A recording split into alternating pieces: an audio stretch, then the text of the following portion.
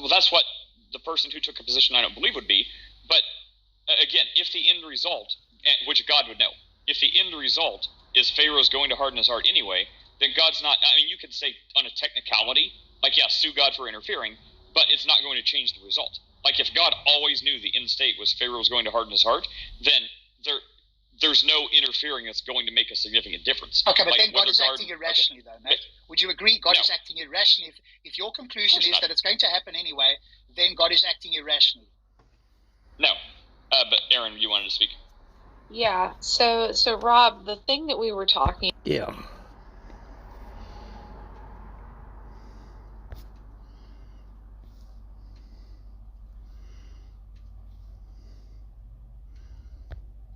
No meaning. It's just a convenient fiction. And think about this. Richard Dawkins himself actually said that there is no right or wrong, no good or evil. There's just blind and pitiless indifference. I think you are relentlessly consistent with the view of evolution that we're just coming from chemical stuff. There is no real right or wrong. It's just an emergent property of matter. Then there's no way to determine that this thing is right and that thing is wrong, because we're just the product of our chemical reactions. It's just anytime we say something, it's just a product of chemical reactions. And your brain makes you say things. It's not that you choose X or you choose Y or Z. It's just that whatever chemical reaction springs up forth is what you're gonna be. If you're gonna be against pedophilia, it's gonna be because your chemical reactions. So someone's gonna be a pedophile. It's gonna be because they're chemical reactions. So let me. No, just to sum it up, I'm just saying that Darwin provides for this basis because when you take God out of the picture and it's just materialism, this is exactly what you get. So you went all over the place. You mentioned so many things. For example, you mentioned Charles Darwin's a racist. We're going to talk about that soon. But yeah, there's a lot to unpack. That's why I was talking a lot, because there's a lot to unpack. You asked me where I was coming from. There's a lot to unpack there, bro. No, I didn't say that. I said just explain the title, but you went on a rant saying a lot of things. No, it's not. It's not a rant. If I'm explaining to you the title, what do you want me to do? Just give you 2 or 3 sound bites and say, well, Darwin believed in evolution, therefore you can murder babies. That's not enough, dude. I have to unpack it a little bit more than that. Okay, let me ask you something. Can you tell me what's the basic principle of evolution? What's the main concept of evolution? Change. There you go. No, that's wrong. Isn't that the most essential feature to evolution, is that things change? No, the main thing is survival. False. How do they know they need to survive? Maybe you know a lot more than Animals, me in biology, which is, I don't want to argue with. You can't survive, sir, if change isn't essential. If you don't have change, then you can't have survival by definition. So survival is not the most essential thing. It's change. I didn't say it's the most essential thing. I think it's the basic concept of evolution. It's the number one concept of evolution. That's the main thing. No, the number one concept is change, because you have to have change before you can have survival, clown. I'm a clown? Yes, you are. Okay, thank you very much. You have a good day. Bye-bye. Bye-bye. Mind the door on your way out. He doesn't have thick skin. Yeah, I know, right? You need thick skin, I think. Really. I struggle with thick skin. Can't get enough That's of it. Not disputable. You have to have change first before you can have survival. This is not even controversial what I just said.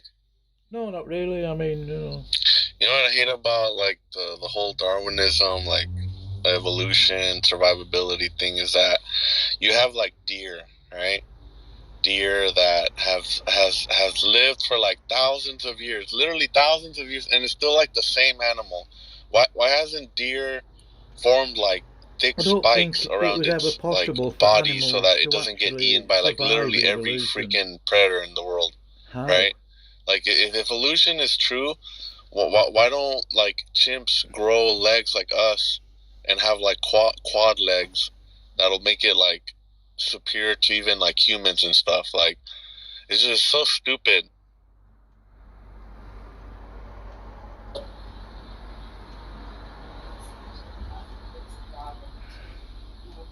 What's up, man? How you doing, man? He might not be able to talk because he might be working, but the most essential thing to evolution is survival. The most essential concept, I mean. Like, no, it's not. Obviously, we aim to survive as a species, but that cannot happen without change over time.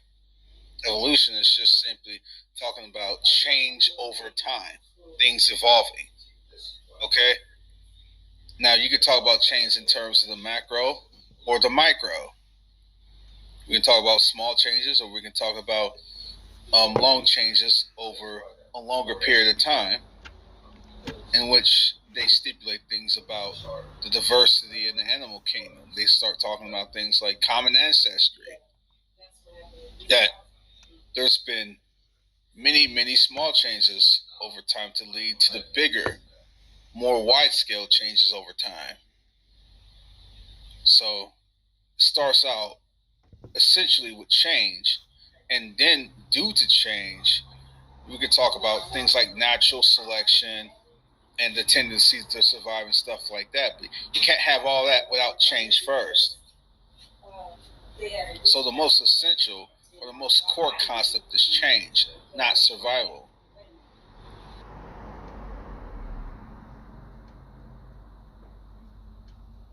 That's right.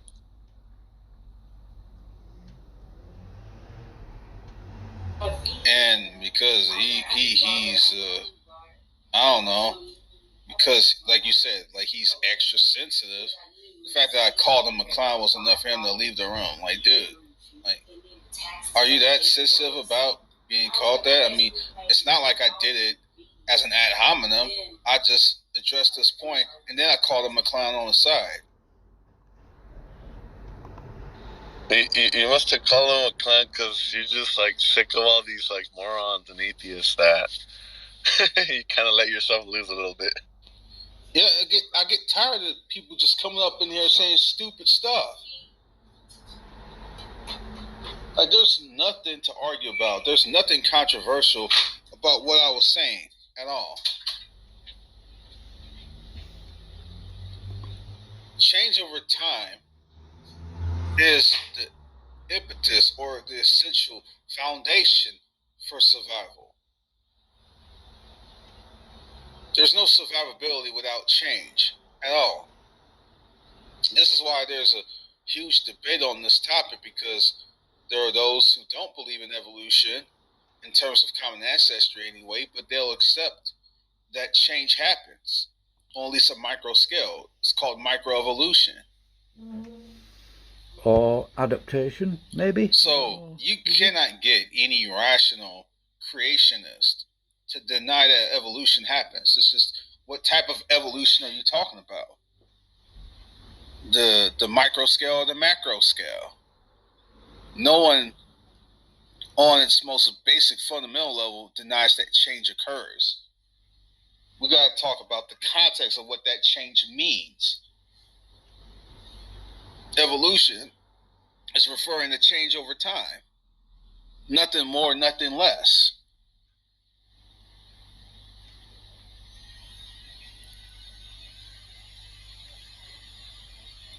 This is such an uncontroversial point of evolutionary theory. It's not even funny. I don't even know what the heck he was even wanting to argue against.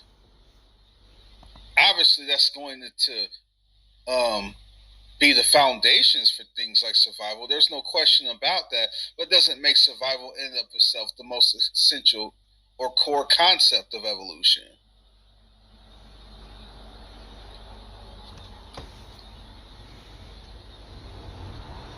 You asked me, well, explain the title. And then I unpacked it by giving them an explanation. They didn't want to say I was just ranting. Like, dude, what?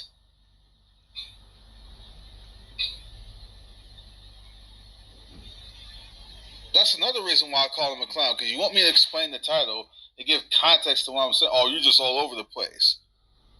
Yeah, he said you were ranting, and then when you tell him he's a clown, then he cries and says, "Oh, thank you."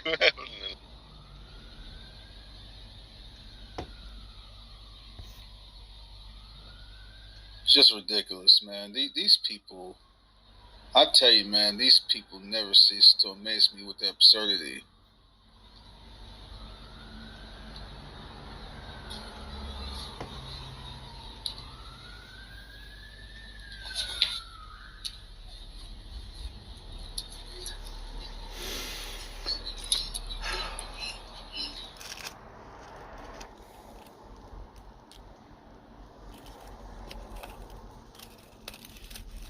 Take a look at the text chat here. Let's see what we got going on. Oh, okay. What's good, Matt? And then EEVV says evolution. Evolution. Yep. It's definitely evolution. It's the basis of all sorts of evil. It's one thing. It's about one thing and one thing only: securing the autonomy of man to the exclusion of God being the foundations for their worldview.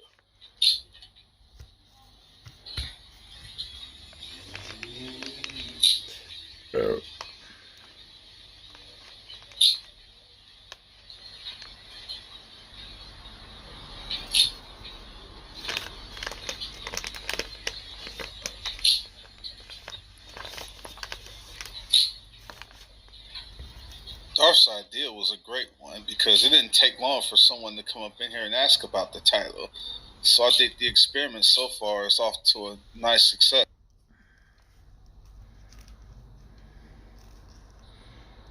Yeah, we got a couple more. That's good. Then we got Matt.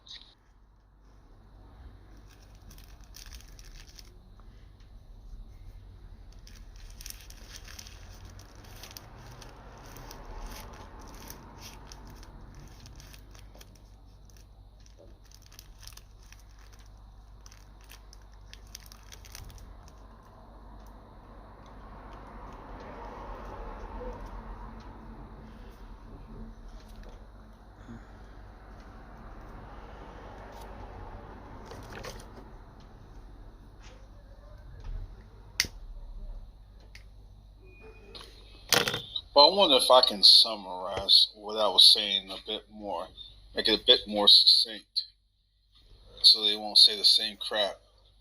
Well, I'm just ranting. So if someone asks me the same question, I'll probably just say something like, well, on its most fundamental level, that Darwin was a materialist. He believed that humans were the product of just biological material stuff. And with that belief comes the fact that you're not anything special.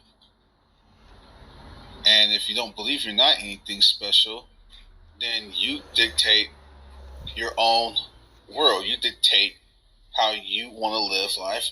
You are the God of your own universe. There's no God above you. There's nothing beyond the material world. That's just you and your moral judgments, your ethical standards.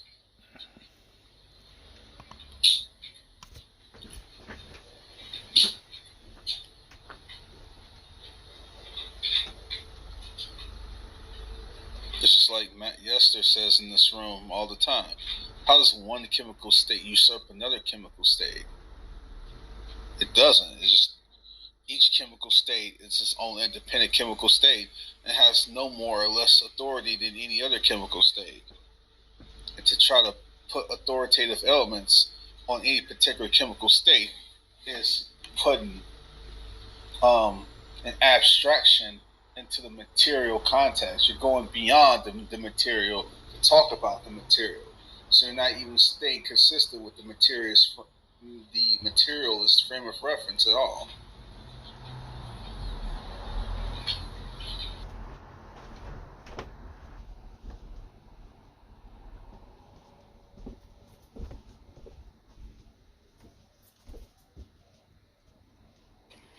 Why does there seem to be a common element with so many people who support the right to murder their babies in the womb?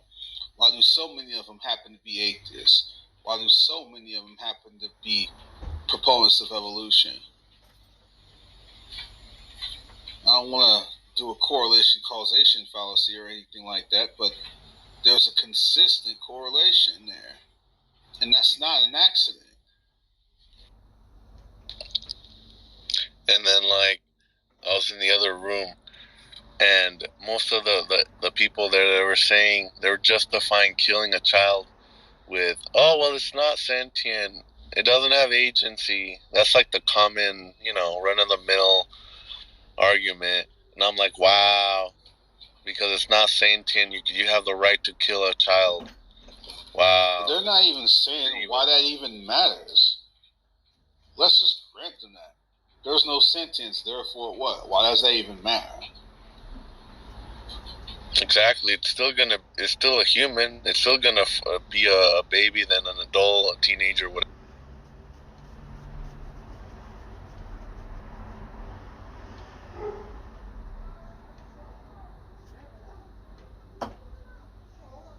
The biggest thing that irks me about these people is there are numerous unargued premises.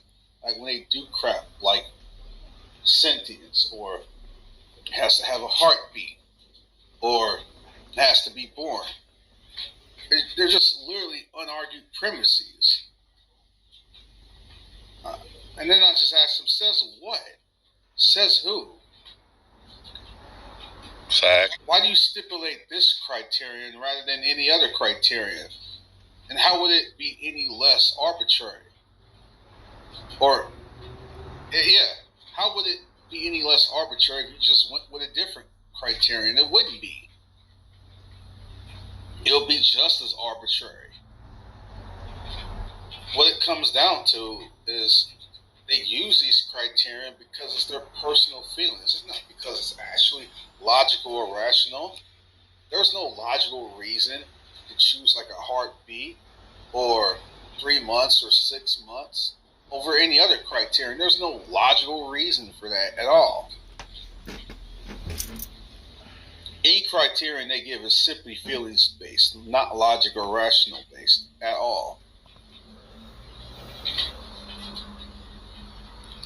Yeah, and they blocked me. So it's like, it seems like they don't want to have a dialogue. They just want to have, the same opinion. They only want pro-choice people there. So if you're only gonna have pro-choice, it's like you're smelling your own farts. But then when someone with half a brain starts to reason, then they gotta block them. They gotta kick them out. Do you know who might have removed you out of the room?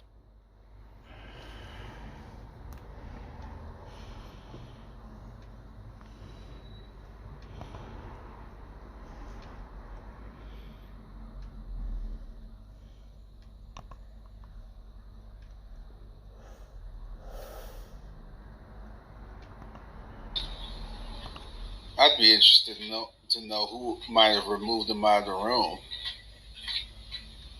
But anyways, we'll see if anybody can come in here and refute this point about Darwin being the basis for the murdering of unborn babies.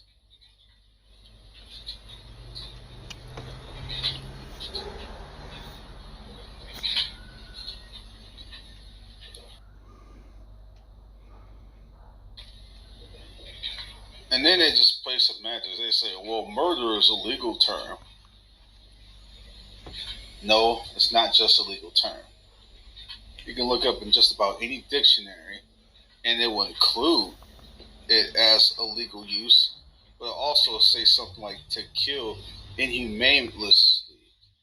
To kill inhumanely, not inhumanely, that's not a word. inhumanely or barbarously, or I always forget how to pronounce these words. I think it's barbarously, something like that. I don't know. They're gonna definitely make fun of me if Tom Robert gets that recording. Start with. I think it's barbarously. I have to listen to the word dictionary. Between the kingdom To of kill heaven inhumanely. We'll and just the go with that kingdom one. of God. What is the difference between the kingdom of heaven and the kingdom of God? And Both of those just terms simply appear killing in inhumanely. Scripture. People It's often not wonder, are they the same? a legal Are they stipulation. different? Is there some sort of overlap? What exactly is going on? Because you can even look at Well, history what's the best way to and investigate that? how it was question? clearly Well, legal we're going to suggest to you the best to way kill to the think about Jews, that but question people still call is we're that going to go to our murder. friend Blue Letter Bible. And In what fact, search there's a term should we for it, run? it's mass And murder. this is not The term for it in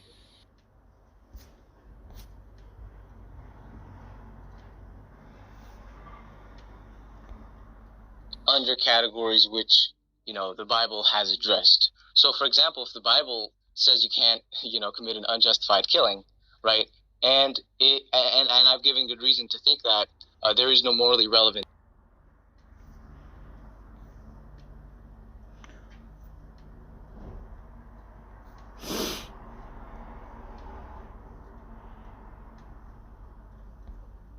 Once saved, always saved theology, then there is absolutely no wiggle room in a case like this. If you adhere to once saved, always saved, it cannot possibly be that Michael legitimately believed before and then rejected the belief.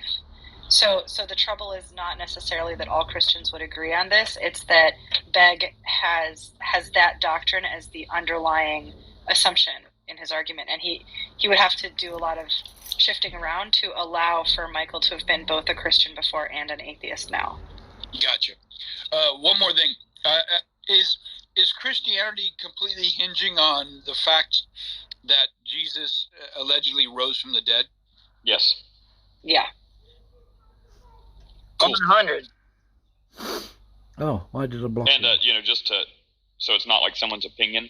Like, Paul in the New Testament just get rid of specifically that says, red it's like, dude look, now, that's all. I don't know Christians, why- I can't remember why I if Christ blocked has him. not rose from the dead, Christianity is probably a false, reason and like for Christians it. should be pitied Well, beyond it was, like but I every can't other remember person what on it earth, was.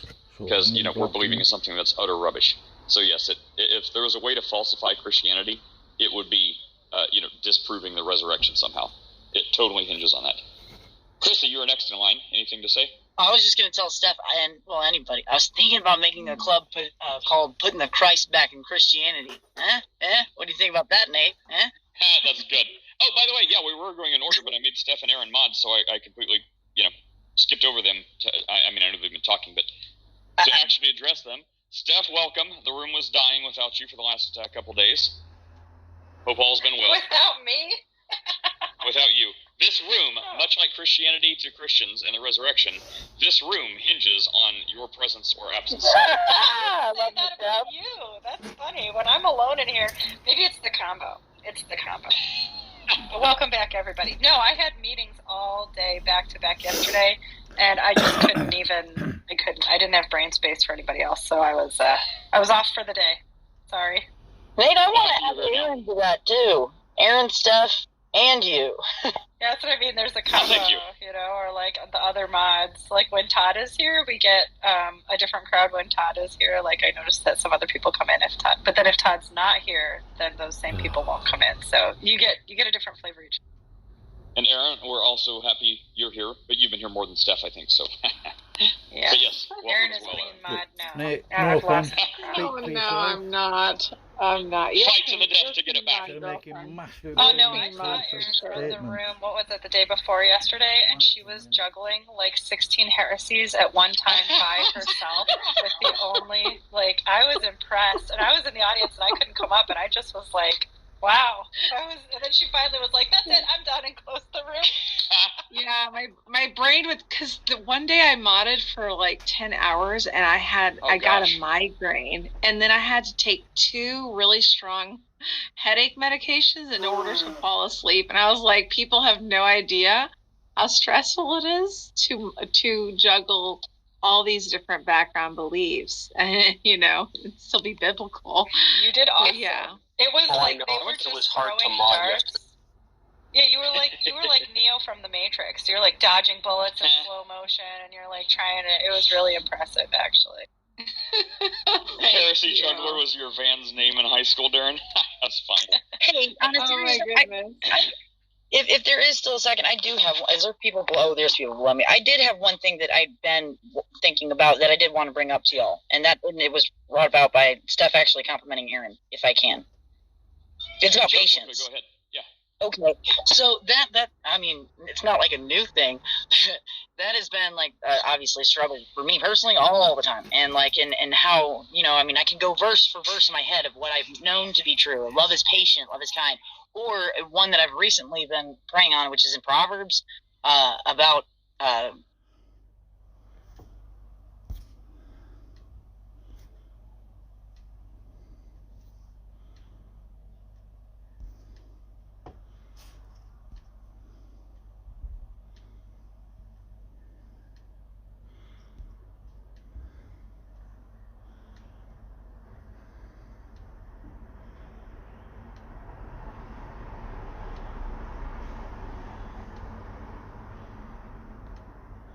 We accepted all of that to be Adultery true. is a It is crime, not actually, applicable. Annie. Yeah, Adultery is not. Yeah. People are going to jail for adultery? Where? Wait, hold on. Guys, let her finish. Let her I finish. was almost done.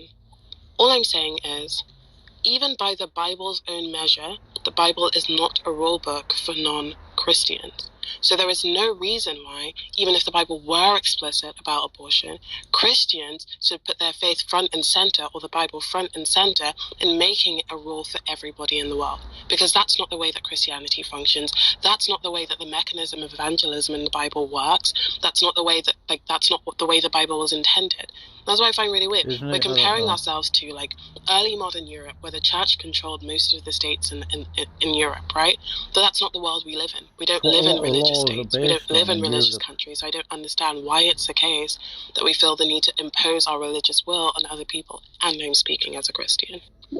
Yeah, so when it comes specifically to your first point, right, we can easily turn to John 7:24, and that just kind of... I think the whole point was the Bible should be irrelevant to this conversation. Like, No, this is a dumb thread that you guys are going down. step by Can step. I ask for 1 minute after Ann got done talking? I'm not actually going to be able to talk anymore. So Going to all I'd address- like to say, Step by step, I'm going to address what she's saying. So, on the first point, we can go to John 7:24. Do not judge by appearances, but judge with right. Jay, I asked for a minute after Andy, and actually I can't talk because my family's getting in the car in 30 seconds. So can I have 30 seconds?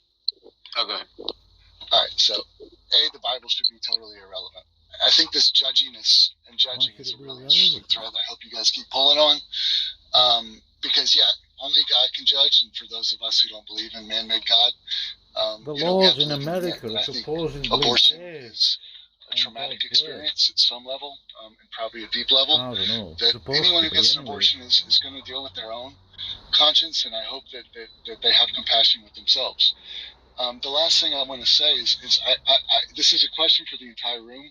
I know Jay wants to get to his point, but I would love if someone could pull on this thread a little bit after I have to just go back to listening. But does anybody feel good about this conversation? Does anybody feel like progress has been made, like as consensus from a consensus standpoint?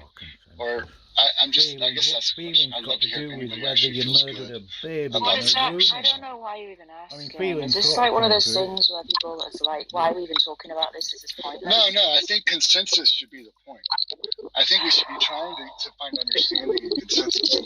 And ultimately, we're in a negotiation. And in No, good we're not. negotiation, we are. Humanity's in a negotiation. Okay. And I'm done. Just the last thing. We need to get to a point to where, we find something that's generally socially acceptable, because a 35-week socially 40 week is acceptable never going to be socially isn't acceptable something for I'm many looking people, for myself. understandably.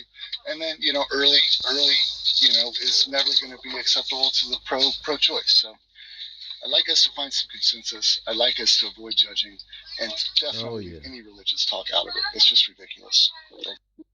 Right. So let me go back to what I was saying. So Matthew 7 is not actually saying, "Hey, dude, look, you can't judge." It's saying you can't judge unrighteously, right? And we can say this when we go to, for example, Proverbs 31:9. It says, "Open your mouth, judge righteously, defend the rights of the poor and needy."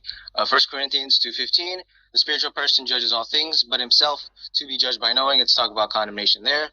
I don't have to go anywhere deeper than that. I think the case you made about, there's this verse here that talks about you should not judge or something like that. Well, you made the case and I didn't interrupt you, remember? I mean, none of those examples in context of the verse that they're in mean the things that you're saying they are. We can start from the John verse the John chapter that you were talking about, because if you start 3 verses ahead, you realize that Jesus is calling upon them to judge an example that he's given. So with the judgment you pronounce, you'll be judged, and with the measurement you use, you will also be judged. That's literally compatible with the other ones. It's saying if you give this righteous judgment, right, you're not gonna get the judgment that you're not going to get the judgment that you're giving to people, right? And that's that they're doing something bad or something, because you yourself aren't doing something. You're not being hypocritical. And then it literally goes on to the next verse to say, how can you say to your brother, you've got this log in your eye when you have this one in yours, and this speck in your eye, and something like that. And so far as you're a sinner, you cannot judge.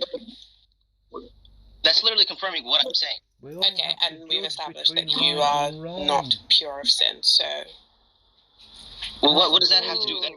Because as human beings, we're all born into sin, and the reason we're not supposed to judge other people is because we're all of sin in the Bible. Because you're trying to argue from a text that's open to subjective interpretation. So you cannot argue from first principles if you're arguing from the Bible, because it's open to subjective interpretation. So you can both argue rationally that you're correct. So you're going to go around in circles forever. I disagree there. I think exegesis is a very valid method. I've been in the room for a long time. Can I just ask a question? No, I'm saying that from first principles, not from faith, not from the Bible. In the trolley problem, we all know what the trolley problem is. You've got a lever, and there's a trolley arriving, and it's on tracks. And if you pull the lever, it will divert the trolley. So on one side of the fork in the tracks, there's a man lying on the railway, and he will die if he gets hit by the trolley.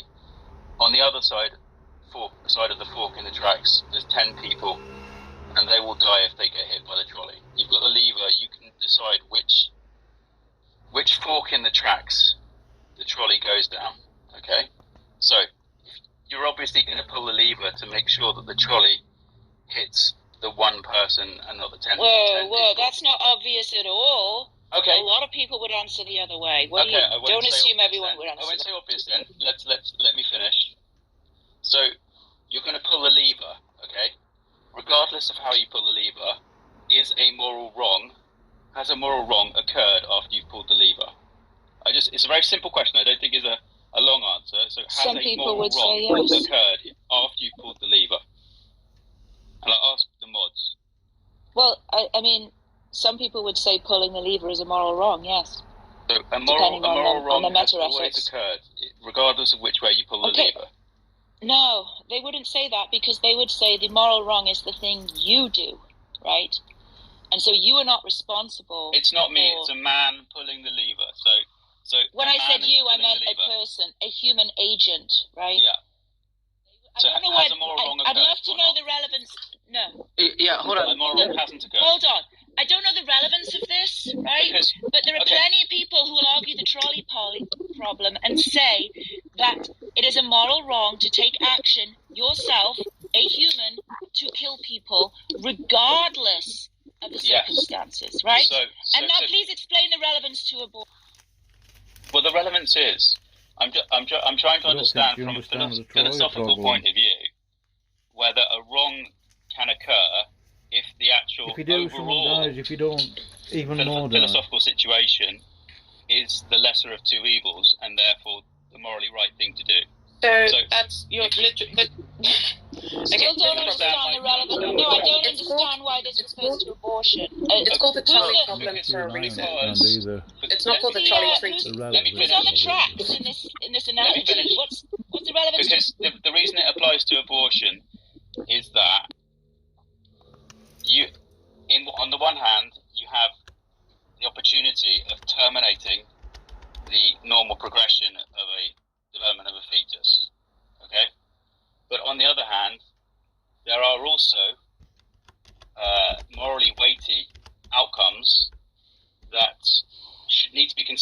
need to be considered that are separate and distinct from letting the fetus develop to term and be born into a human being. So I'm asking, just from a philosophical perspective, is a wrong committed regardless of which way you pull the lever? Because if it is, then the answer to this room, in some sense, is that, okay, if I reframe this room as saying, is abortion ethically a moral right or a moral wrong, then you can say abortion is always morally wrong. However, there may be mitigating circumstances in which the lesser of two evils is that the morally correct decision is to permit the abortion to proceed. Do you understand my argument? No, it's a bit I just think it would. I just think the answer would depend on your matter ethics, That's a bit and I also think pejorative, sorry. that. I also think that. Yeah, there is an argument pro-choicers make that abortion is the lesser of two evils. I would agree with that, right? It's not my argument, but that is an argument. No, that And then wouldn't there be are a people pro-choice argument. That would be an abortion an argument on the other side. Saying No. it's the lesser of two evils. I just said allowing abortion or having an abortion would be the lesser of two evils. That is an argument pro-choice people make. They still acknowledge it's morally wrong, but like you said, lesser of two evils. Therefore, it is the right thing to do. Yeah. So do we agree then that abortion is morally wrong, but there's a greater morality. There's a greater morality that actually delivers an outcome that is less wrong. I mean, you can make that argument. I don't agree with it, but other pro-choicers make. Okay, so you don't believe that abortion on its own terms, ignoring the wider context in which I could acknowledge that maybe it might be the lesser of two evils, and therefore the morally correct decision, but on its own terms, individually, a wrong has not occurred if a viable fetus that ordinarily would go to term is aborted. Hold on. What are we talking about? Post-viability now? Because 91% of abortions are done. You just said viability. He did say that. No, I didn't. I said a viable fetus, as in one that would normally go to term. That's what I meant. Do you even know what do you mean would normally go Because to I'm term? Are you talking aware about. of it? I have to narrow the bounds of the discussion. I don't know what you mean by viable. I'm sorry. Can you just define it again? Yeah, sorry. I'm not talking about viability outside of the womb. I'm talking about.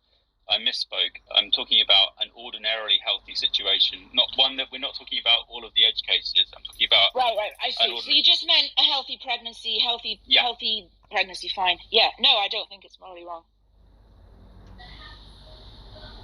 Okay. Does anyone else disagree with that? Does anyone in this room disagree with that? From the mods? I think abortion's morally impermissible. Yeah, so I think it has the property of moral wrongness. I would pick it different, right? I would pick it different. There are so many things.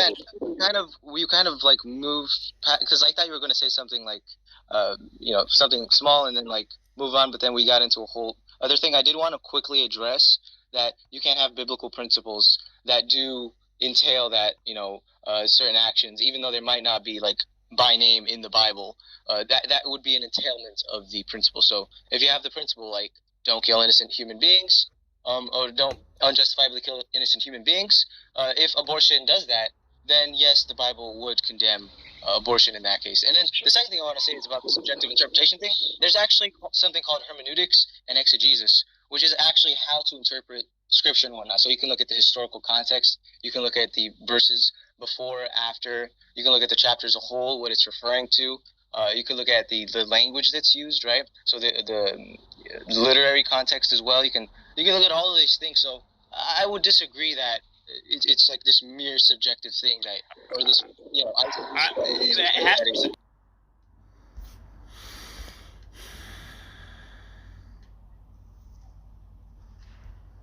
And so not everyone follows Christianity. Not everyone follows.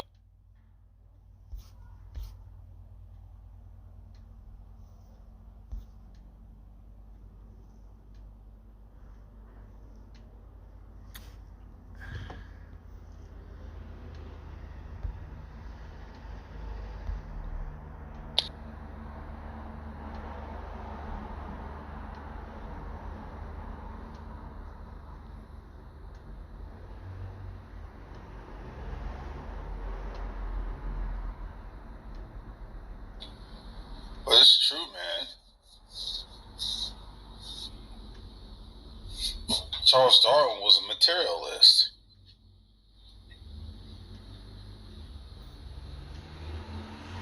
He abandoned he more or less. I think it's more than just more or less, but he abandoned his theistic belief. He just came from a materialist frame of reference. There's nothing from a materialist frame of reference that says that anyone has any special value. You determine what the value is, which makes you God over your own universe.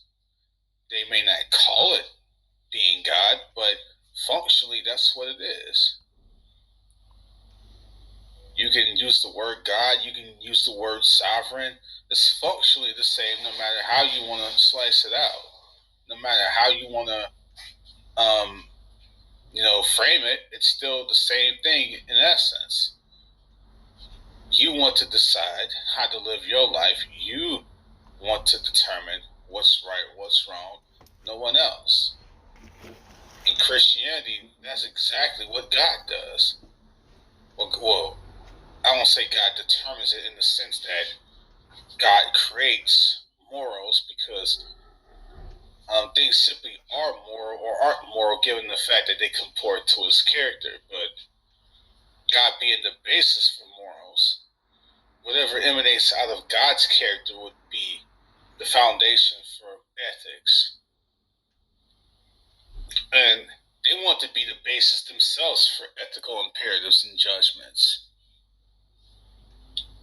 This is why they always try to say, keep your religion out of my body and out of what I do, because I want to determine what I do. God doesn't determine what I do, but I determine what I do. They just want to place themselves into the position of God without actually calling themselves God. It doesn't matter what they decide to call themselves. It's still functionally the same thing.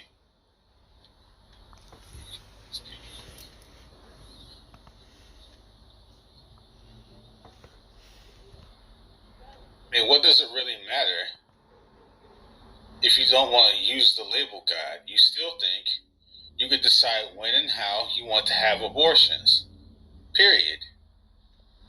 And just to say something real quick, if anybody is in below wants to speak or just discuss about any of these issues, can you just raise your hand? We'll bring you up.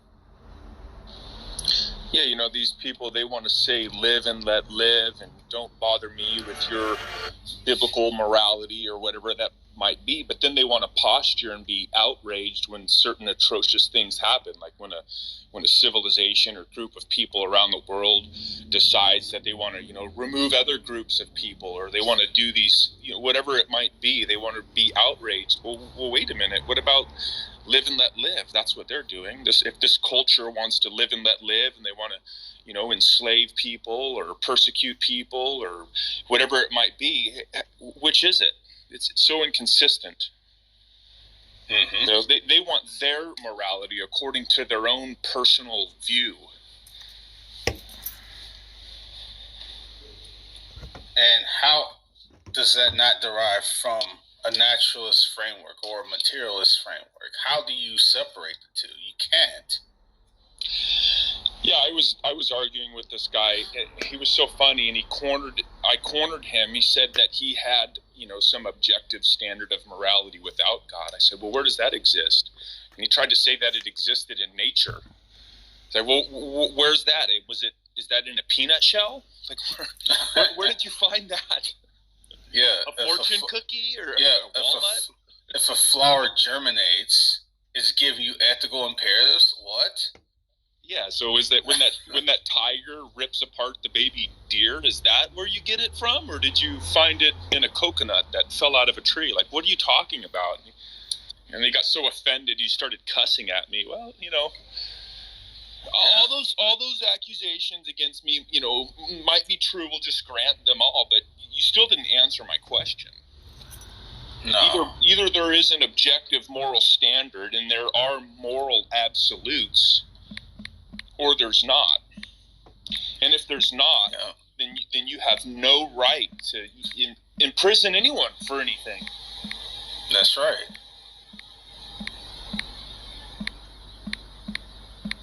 Their position is so easily slaughterable, bro. You painted them into a corner because there's no coherency to their position. It's just like Matt Yester says all the time. How does one chemical state usurp another chemical state? How? Why does this chemical take priority over this chemical? Where's the ethical chemicals? Where's the rational chemicals? Just what?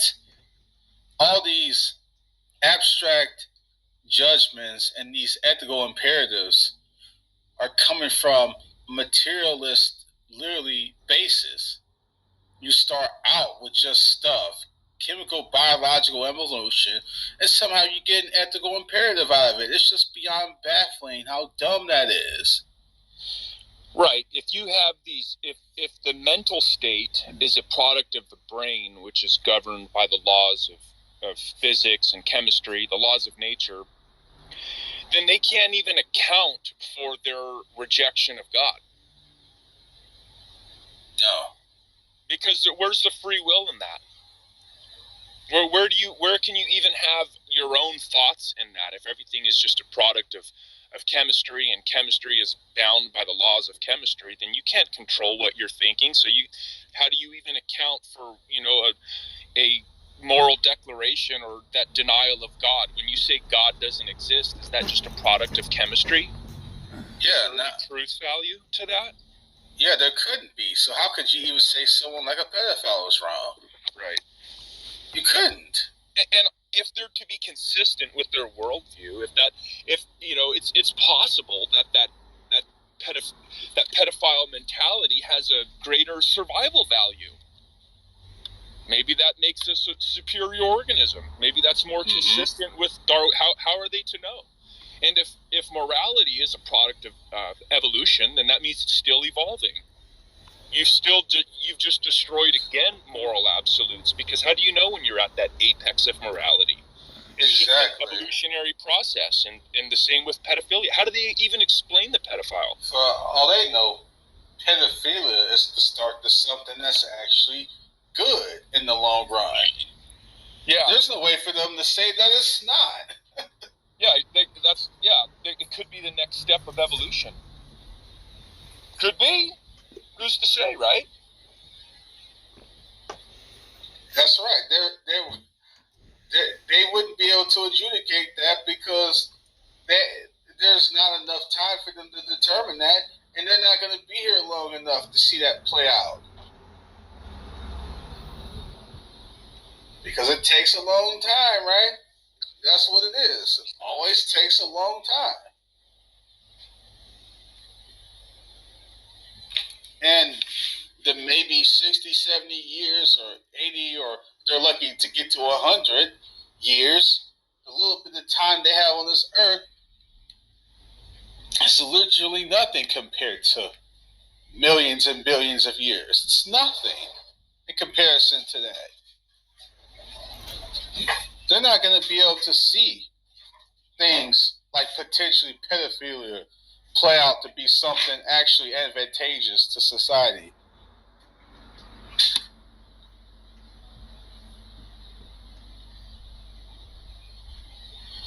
Small changes become big changes.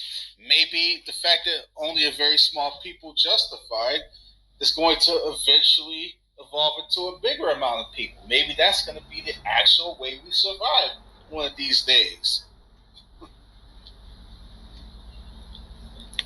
And what serious argument do they have against that? They don't have a serious argument against that. They just go on this narrow scope of saying, well, this is how we look at things now, so we don't need to do that. Now you're going outside the scope of evolution.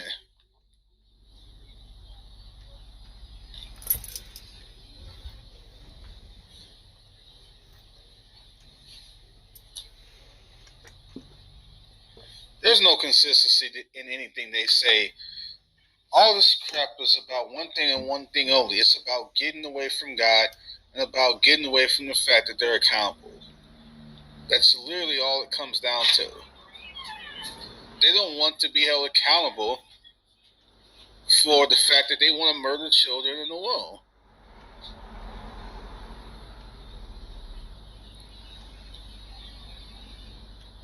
And materialism provides them a convenient escape to get away from that fact.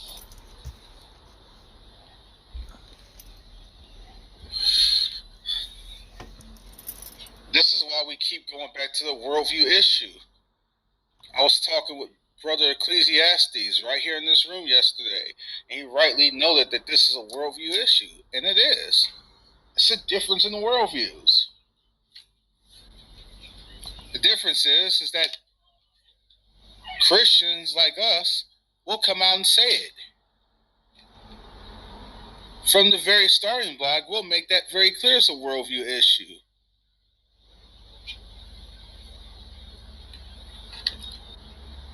We'll say our starting point ultimately is that we value man given the fact that we're made in God's image. Their starting point is man dictates who has value and who doesn't, not God.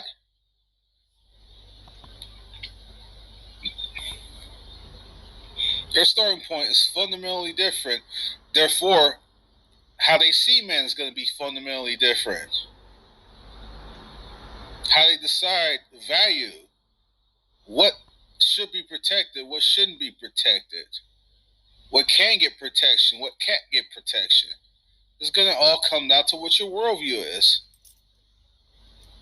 What is your view of man, and how do you interpret reality based on that view?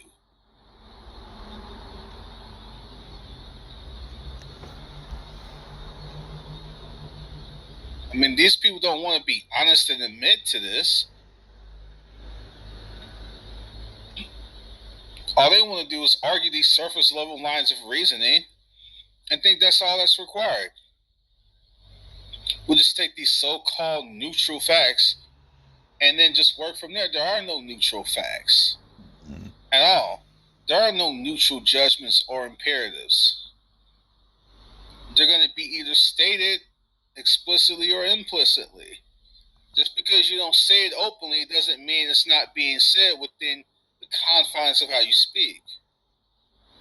We don't go around uttering the law of identity all day, but we're implicitly presupposing it in how we talk. If the law of identity did not exist, we could not make any distinctions between any two things. We could not utter intelligible sentences or statements. So there's an implicit presupposition of the law of identity when we communicate. What they try to do is make their starting points implicit or unstated, rather than outright saying them from the beginning like I typically do in conversations. Everyone knows that my value judgments are coming from my worldview, my Christian frame of reference, saying that God made us in His image.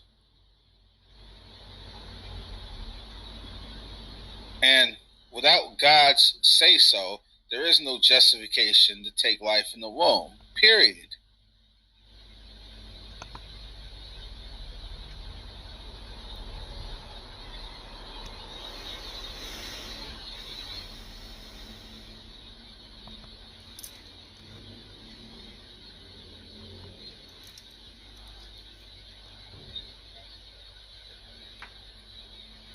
I wish these people would just simply be honest about where they're coming from and stop putting up all these damn smoke screens all the time.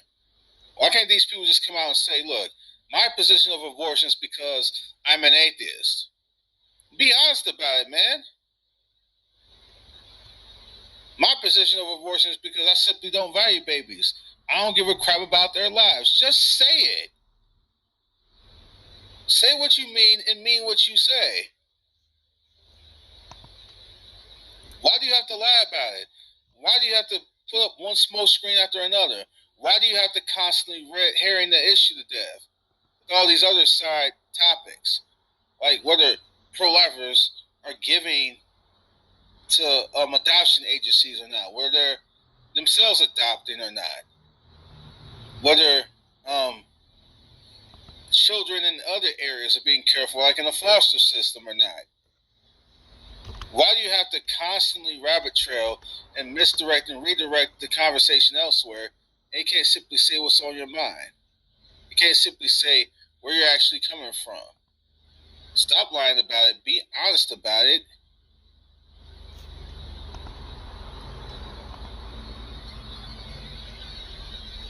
And people will maybe take you a bit more seriously. Maybe people will just simply say, hey, look, man, I respect your honesty. And let people know exactly where you stand. A lot of people aren't prepared to do this because they know their positions, if stated explicitly and without any filter, are indefensible. They know this. This is why they don't do it.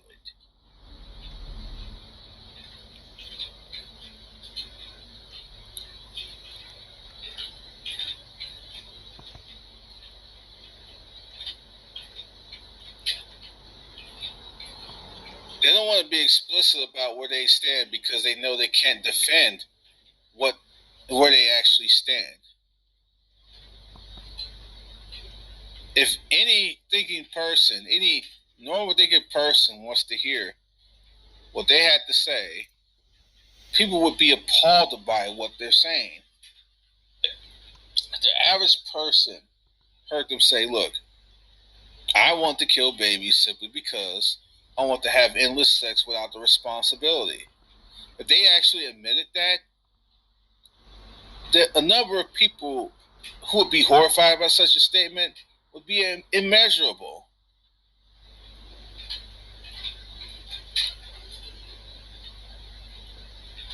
Why not just come out and say what your actual worldview is? Why are you behind the support of this issue? Stop the smoke screen. Stop the red herrings. Stop the rhetoric. Stop the misdirection. Just simply be real about where you're coming from and why.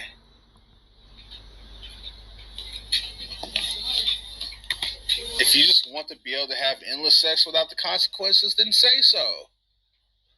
Don't lie about it. And even if your child gets in the way of that, they're going to die if you don't want them to be here. Just be honest about it. Don't lie about it. But these people will continue to be dishonest. They will continue to lie. They will continue to smoke screens because they cannot confront themselves with their own position for what it really is. They cannot confront themselves on their own position for what it really is. So they're going to do these relentless side tactics.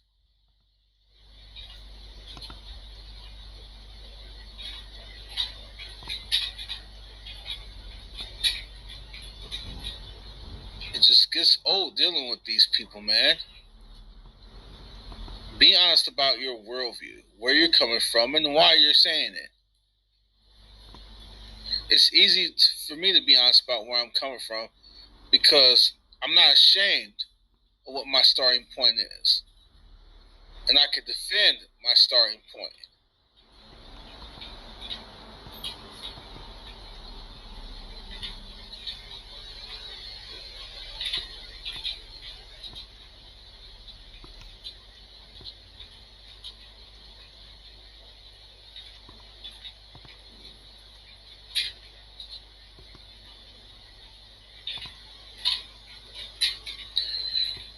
I could talk all day about how horrible these people are, man, but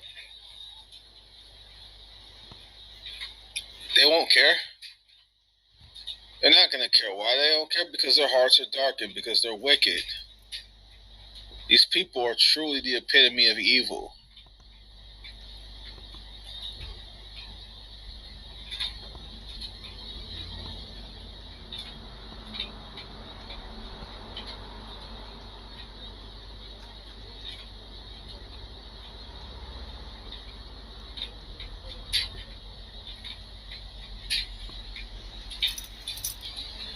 Just share the room if y'all can to see if more people will be willing to come in here and defend this garbage.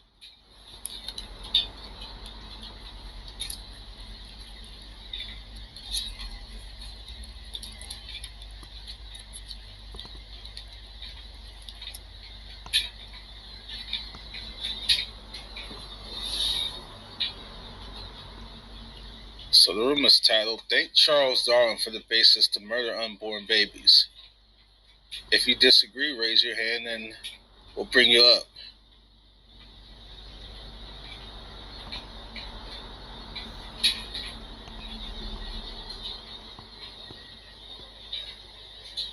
We believe Charles Darwin came from a materialist frame of reference, and with materialism comes how you see man and how you value man. Such notions are inescapable when you consider what man is. What is the content of man? And man is just biological, only biochemical stuff. And why think man is anything other than that? Because if you think man is anything other than that, then you simply believe in a convenient fiction.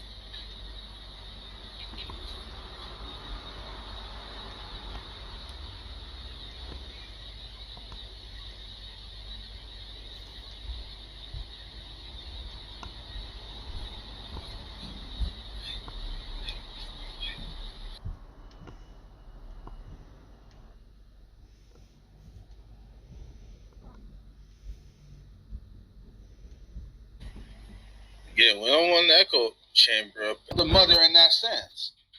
It's not disconnected from the mother until the baby comes out of the womb, period. So when she says it's not autonomous, I'm not clear if she means that it's simply connected to the mother. It's simply, if it's still connected to the mother and it's not autonomous, versus is it required to be connected to the mother? I'm assuming that she's saying a viable. I'm assuming she's talking in the context of viability and saying that if it's viable, it does not need to be connected to the mother and therefore autonomous in that sense. But until she clears that up, I'm not sure exactly what she means, but I'm assuming she means viability. To the point where they require external resources, but any person can provide that infant external resources. There it is. There it is. She's saying that any person can provide this baby external resources. But here's a problem. The fact that any person can provide this baby external resources, how does that in and of itself sustain some sort of obligation upon society? Because obviously, if we're talking about newborn babies, someone out there somewhere will have to take care of these babies. And if not, then we can justify abandoning them. But clearly we don't. So we take a moral responsibility for someone at some place to care for these babies. Right? That's what we will do. And so this idea that anyone can take care of the baby, to me, doesn't facilitate a serious argument for rights at all, because we can simply say this: the fact that anybody can take care of the baby can be easily argued the opposite direction. You could say, well, yeah, anyone can take care of the baby, but that doesn't mean anyone has to take care of the baby. So what? Who's that someone going to be? Is it just going to be someone who's not biologically connected to the baby in any way? Either the mother is obligated or the father is obligated to take care of the baby, or someone other than the mother would be obligated to take care of the baby. Or someone other than the mother or the father. Someone somewhere will have to take up an obligation. the question is who? If there is such an obligation at all, which you would have to even justify that much. What about simply being born means that there's some sort of right for you to be cared for by somebody, someplace? That is to say that if you are an infant, you simply cannot be abandoned by everyone. That someone has to take care of you someplace. Where is this obligation coming from? For someone to take it up. Where is that even being established? She's literally saying the fact that it does not require a direct biological link means someone has to take care of it. Well, why not argue that in the opposite direction? Because she's saying, well, if you can't take care of yourself, you can be killed. But if you can sustain yourself, you shouldn't be killed. Why not say if you can sustain yourself, you even have less of an obligation to someone because you can't. Because, look, the fact that I am an autonomous being does not mean I have a right to someone's food or water. That doesn't come with me. And then others say, well, you can take care of yourself. The baby can't. Okay, well, so what? So what that the baby cannot care for themselves? They're trying to suggest if the baby cannot care for themselves in the womb, then they can kill them. But if the baby cannot care for themselves outside the womb, they cannot be killed or abandoned. You see the inconsistency here? It's not an autonomous person. That's where we all start from, though. That's where all of the human beings start from the womb. Yep. I get what you're saying. Like, how are you able to take away where you came from? You came from the same place as that baby. Exactly. It's the same process. The baby has a right just like you have a right. Simple. There's no arguing it. Just be like you said the other day, they start dehumanizing, right? Oh, it's just a parasite. It's just a clump of matter. That's what you were. That's your same beginning. Yeah. So give the baby the same right that you have. It's owed the same right as you do right now because it's going to become what you are. That's exactly right. Yeah, humans don't give birth to parasites. Humans produce humans, so it's never parasitic. And at no point is it actually part of the mother's body. Not, if they're gonna appeal to science in any way, then a DNA test will solve that problem. So it's not about any of those things. All they're really saying at the end of the day is, well, because the baby can survive, and the baby in the outside the womb that's born can survive without being directly linked to the mother biologically. Because the baby can survive without being linked biologically, you can't kill it. But this is ridiculous because if you look at embryos frozen in petri dishes, they're not linked to anyone. They may be alive because they're frozen, but they're still alive. Yet they're not connected to anyone. Are they going to say you can't kill those? What is the fact that you're able to survive outside the womb have to do with anything? Because by their own argument, they will literally have to be against killing embryos and frozen in petri dishes because they're still alive. They're being sustained by being frozen in those capsules in petri dishes. And another thing, Tone, since we're able to kill which is weaker than us, why can't I just kill anyone that's weaker than me? Yep. That's basically what they're saying. Like, the baby can't take care of itself. Well, same in nature. Like, the thing is, the most weakest, feeble creature at one time will become, guess what? The great silverback gorilla in the Congo. Yeah. Just because of its, its power, its strength, or intelligence. It starts off in a weak state. But other things start out in stronger states and able to run away naturally. But like, look at Hitler. He was a baby at one time, but he became one of the most infamous men to walk the earth. Yeah. You just can't. Go ahead. No, finish, please. You just can't, like, just because you're stronger than something and you're able to make decisions right now, make the choice for the baby in the womb because it's weak. That's just like me saying I could go kill this old lady that's feeble. It's the same thing.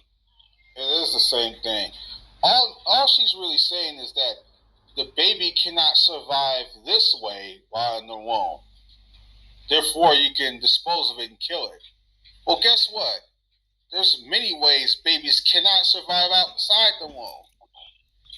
You're just pointing to this way that it cannot survive versus that way it cannot survive. How can you use this way of survivability or the lack thereof to justify killing it, but I can't use this way of the lack of survivability to justify killing it? Explain that to me. How you get to say, because in the womb, it can't survive autonomously in the sense of requiring, it can't survive without requiring this direct biological link. It doesn't meet that criterion. But what about when it's born? If I say, well, if it cannot take care of himself, like me, a 36-year-old adult, if it cannot meet that criterion of survivability, I can justify killing it. So all she's doing is saying, because it cannot survive this way in the womb, she can kill it. But if you can't survive that way outside the womb, you can't kill it because of these arbitrary stipulations. I'm just picking a type of survivability that allows me to kill it, just like she's doing in the womb. Right. Who says you can kill it because it cannot survive this way, but you cannot kill it outside the womb because it can't survive that way? But we'll get there Who says? momentarily. Okay, let me invite this person up. So now we have another person with a single letter. They don't have an answer for this at all. Their vowel. Because their stipulations are arbitrary. They just want to hold on to these cherry-picked talking points and these special pleading arguments because they want to justify killing children. It's all special pleading. This is all this crap is. And God has a special place for them. He says, woe to them that shed innocent blood. Yeah. Let's listen to some more of this garbage from this woman or this specimen, because that's not a woman to me. Utilization of someone's internal organs is very different from providing this. You are trying to get to the point. You are trying to get to the point where they require external resources, but any person can provide that infant external resources. The utilization of someone's internal organs is very different from providing external resources. You cannot force someone to be a parent and provide external resources. You can give up that child at any point that you stop consenting to your parental responsibilities and your parental rights. Okay, so well, the problem with what she's saying is you actually can, because it's not like, let's say a woman's water breaks in like a restroom, like a public restroom, and the baby comes out. It's not like she can take that baby once out of her body and toss it in the restroom dumpster. She can't do that, okay? She has an obligation to care for that baby in the sense of nurturing it and being there for it until her obligation is released to another person. She can't just arbitrarily decide to abandon this baby off the rip because she just now had it. She's tied to an obligation until released to someone else. Because if it was found out that she just abandoned the baby in the garbage can, guess what? She's going to be arrested. Why? Because she didn't first get this baby to a safe location, to someone else. So there is an obligation that she's forced to take up until her obligation is released to someone else. So when she says, oh, well, they're not forced to do it, anyone can, that's false. You still have to do the little bit of work to keep this baby in a nurturing situation until you give it to someone else. You can't simply just abandon this baby because you don't want it. You are obligated to care for that baby until you give it to someone else, period. When she said, well, you're not forced to do it. Yes, you are. This is why you can't simply toss a baby in the garbage. You have to first at least get the baby to a safe haven location. You have to at least do that much. And if you don't do that much, and you were to just abandon this baby in a dumpster somewhere or on the side of the road, and they found out you were the one who did it, guess what? You're getting arrested.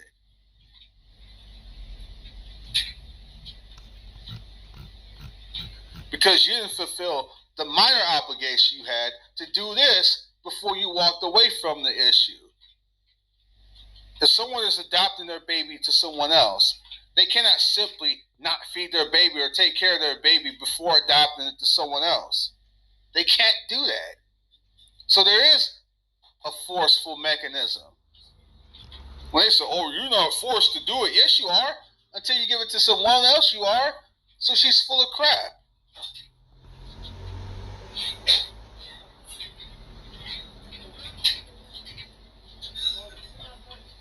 These people just say stupid. Man, the stuff that these people say is baffling to me. No one can logically or rationally disagree with what I just said.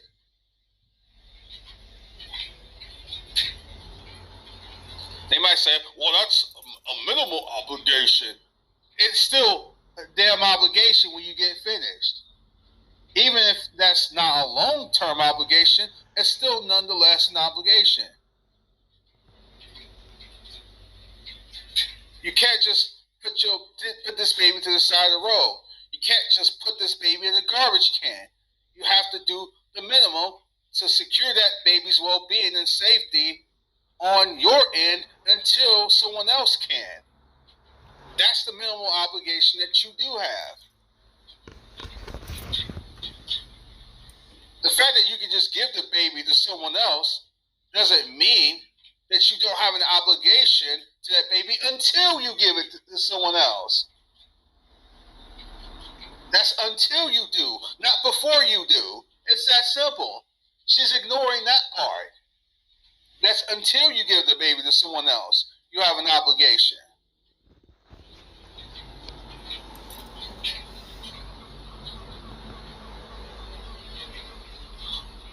So what she say? Oh, there's no obligation. Yes, there is. Guess what? If you have this baby for a week and you haven't released that obligation to someone else, you still got to take care of that baby for that whole damn week. You can't sit there and just let the baby starve to death.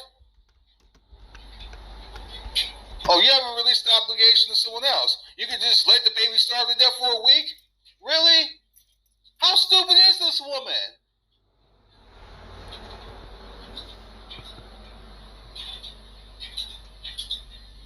I'll continue on. Man, these people, wow. These people are insane, bro. That's right. So that's fine. So we've acknowledged now that the baby is living in the womb or outside the womb. It's a living being, and that the baby is not really autonomous. I mean, maybe it's not attached by an umbilical cord, but it certainly doesn't have autonomy when it's 2 days old. It needs to eat, it needs everything taken care of for it. What you're saying is, though, that once the umbilical cord has been severed, the baby can be taken care of by someone else. So then my question is, why would we not merely encourage adoption? If the mother feels she can't take care of the baby, why not just give up the baby for adoption rather than killing the baby in the womb? Because pregnancy in itself is a very serious medical condition that has physical, mental, emotional, and financial burdens for the pregnant person. Yep. And to force a person to... Okay. No one is questioning that pregnancy is a serious medical condition. But guess what? Stress is also a serious medical condition too. And you're not just dealing with that for 9 months. If you're taking care of a child, in more cases than not, you're dealing with that for 18 years. Stress is a serious medical condition too. Stress can impact the body physically. The stresses that you have to deal with to take care of the baby in terms of the financial responsibility, the nurturing responsibility. Every person that has raised children can tell you how difficult it is. It's not easy to do. Yeah, those financial responsibilities. I mean, when does that stop becoming an issue? Exactly. When they graduate college? The fact that it's difficult and can impact your health doesn't mean a dang thing. Raising a kid can impact your mental health, which can impact your physical health in turn. She wants to make these stupid ass arguments about the impact of the physical body. Then what about the long-term psychological effects of raising a child for 18 years? What about what a lot of single mothers have done and have literally sacrificed a whole lot mentally and physically to raise children by themselves for 18 years at least? You think that was easy for them? Mentally? Physically? You think that was easy for them? No. And that's not just 9 months. That's spreading that out over 18 years.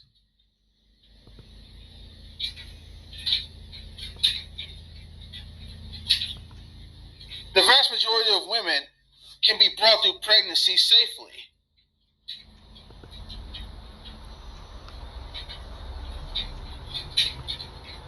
In certain rare instances, would pregnancy be directly life-threatening to the woman? In most situations, most pregnancies are not terminal or not life-threatening at all.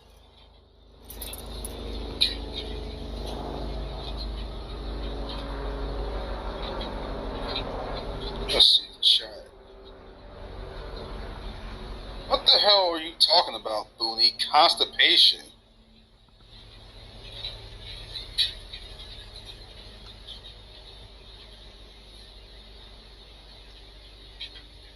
What? Okay, I'm just going to ignore that for now because that sounds really stupid. Endure that experience against their will is simply immoral, and it's belittled as baby. Why not just give up the baby for adoption rather than killing the baby in the womb? Because pregnancy in itself is a very serious medical condition that has physical, mental, emotional, and financial burdens for the pregnant person. Yep. And to force a person to endure that experience against their will is simply immoral, and it's belittling the experience that pregnancy is. Well, it was... Says who? That's almost comedy right there. Someone being born against their will. I wonder how she would resolve that. She could. Do you like? At what point do you ask? Are you willing to be born?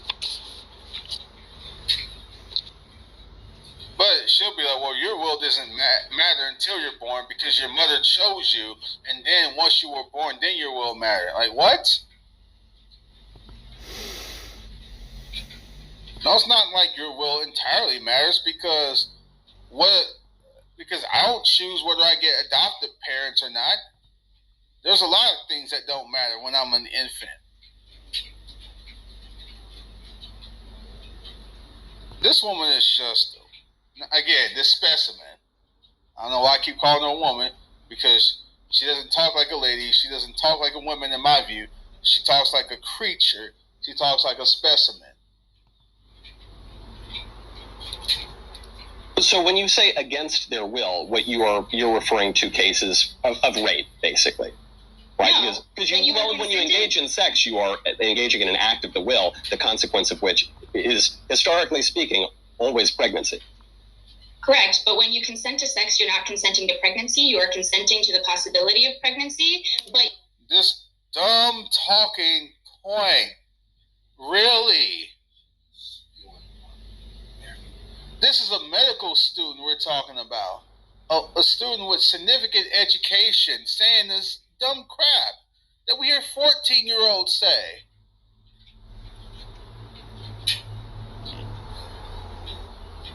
Consent to sex is not consent to pregnancy. Okay, you didn't consent to this action by engaging in this activity. That's just like saying, if I play baseball and I break someone's window, I ain't consent to breaking the window. I'm not responsible for breaking the window.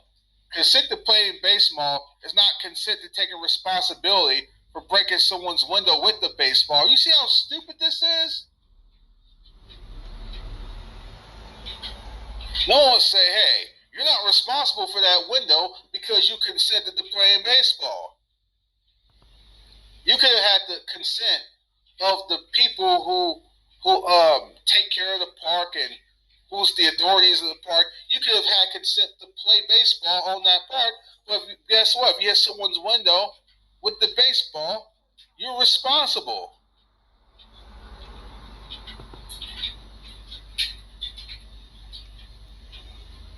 Oh, if I engage in this activity, I'm not responsible for the act that comes from it. Like, what? So if you play baseball, you're not responsible for breaking someone's window either. This is stupid.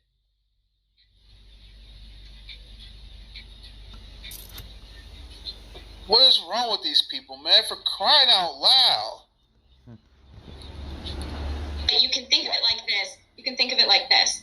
You understand the difference between consensual sex and sexual assault. You should then understand the difference between wanted pregnancy and unwanted pregnancy. Technically, physically, they are the same thing. But when your body is being used against your will and without your consent, those are very different experiences for the person. This is insane. I don't will my body to act one way or another. It just does. I can obviously stab myself in the heart and take my own life, clearly, but I don't make my own heart beat. It just beats.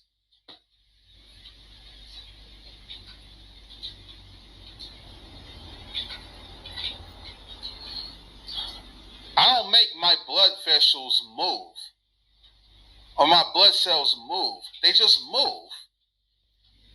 I don't make my bodily functions act bodily. They just act. It's not an issue of will. It's an issue of just how they are, just how they function.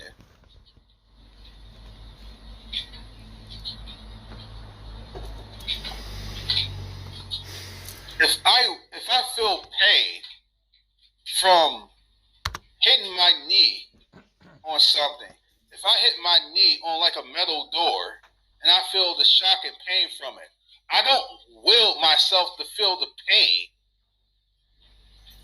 I'm just going to feel the pain whether I like it or not. I don't will that to be the case. It just simply is the case. Bodily functionality has nothing to do with an issue of the will. Matt Yesser was spot on in the chat. He says, I consent to the possibility of the consequences, but I don't consent to the consequences. This is exactly the point. This is how dumb these people are, man. It's just, wow. Well, let's continue on.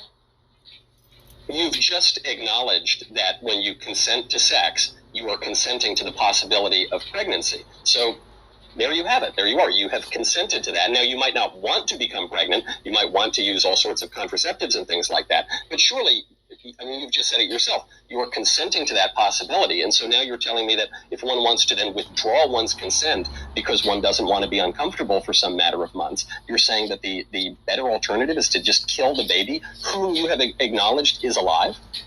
First of all, calling pregnancy simply discomfort is belittling the experience. But you can also think it's beautiful and miraculous too, but it's also uncomfortable. There's the white man who will never